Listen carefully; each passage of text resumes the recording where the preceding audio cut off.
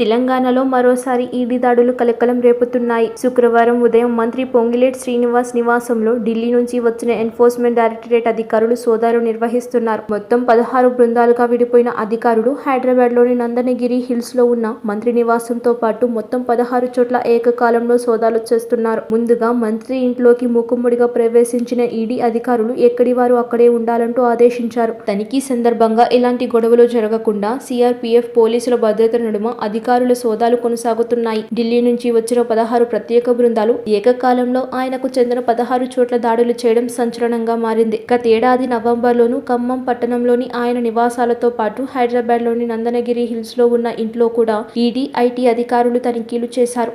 అదేవిధంగా Banjara hills road number 10లో Raghava ఫ్రైడ్లోనూ అధికారులు దాడులు చేశారు. తాజాగా మరోసారి దాడులు కొనసాగుతున్నాయి. కేంద్ర బృందాలు అధికారంలో ఉన్న రాష్ట్ర మంత్రి ఇంటిపై, అతనికి సంబంధించిన పలు ప్రాంతాల్లో ఏకకాలంలో దాడి, సోదాలు చేయడంతో అధికార వర్గాల్లో ఒక్కసారిగా అలజడి మొదలైంది. కేంద్రం నెక్స్ట్ టార్గెట్ ఎవరనే దానిపై అప్పుడే చర్చ మొదలైంది. దాడులు పొంగులేటితోనే ఆగుతాయా, మరింత మంది టార్గెట్ అవుతారా అంటే చర్చలు జోరుగా సాగుతున్నాయి. సబ్స్క్రైబ్ చేయండి. Please do subscribe to.